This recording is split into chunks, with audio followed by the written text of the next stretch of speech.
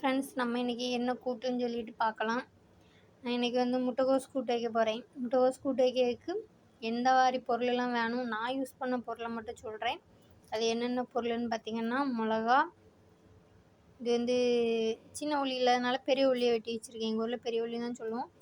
அது வந்து கருவேப்பிலை, இது வந்து தேங்காய் எடுத்து வச்சுருக்கேன். அது வந்து ரசத்துக்கு வச்சுருக்கேன். சரி, அது அங்கே இருக்கட்டும். இவ்வளவுதான் நான் எடுத்து வச்சுருக்கேன்.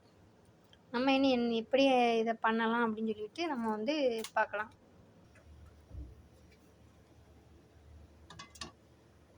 இது என்னடா இவ்வளோ பெரிய சட்டின்னு நினைக்காதுங்க, இதுதான் இருக்குது, வேறு வழி இல்லை.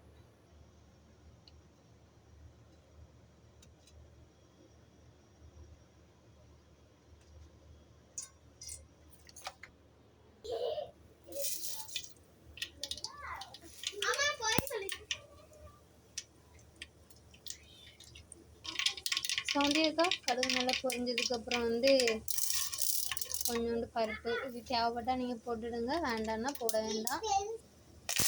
அப்புறம் கொஞ்சம் கருவேப்பிலை, அப்புறம் பார்த்திங்கன்னா மிளகா, உள்ளி எல்லாம் போட்டு வதக்கவும்.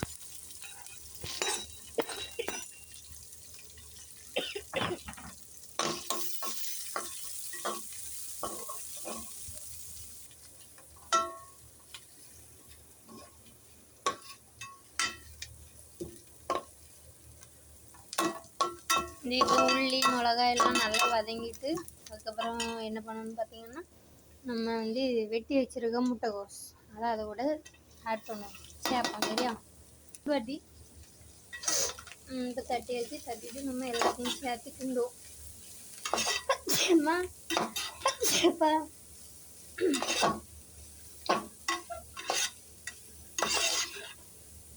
இந்த கூட்டு பண்ண முட்டில் அடுப்பை ரொம்பவே லோ ஃப்ளேமில் வச்சுக்கிடுங்க. அது வந்து உடனே அடி பிடிக்கும். அதனாலதான்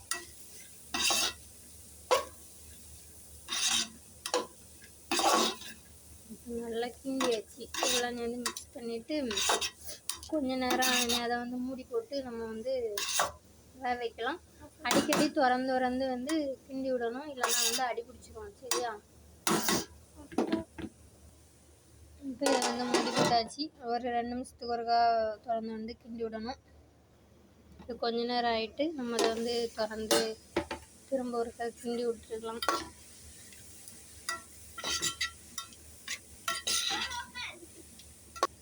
இது தேவையான அளவு வந்து உப்பு போட்டுக்கலாம்.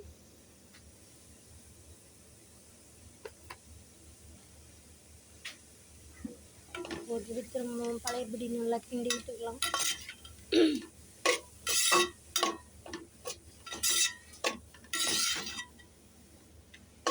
திரும்பவும் அப்படியே மூடி போட்டுக்கலாம். கொஞ்ச நேரம் திரும்பவும் திறந்து கிண்டி விட்டுருக்கலாம்.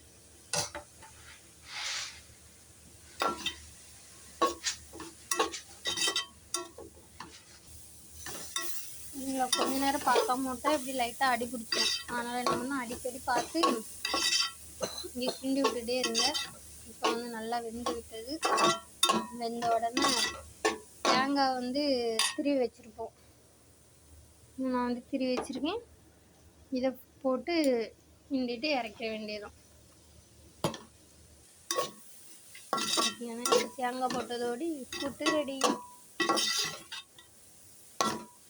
அவ்வளோதான், முட்டைகோஸ் கூட்டு ரெடி ஆகிட்டு.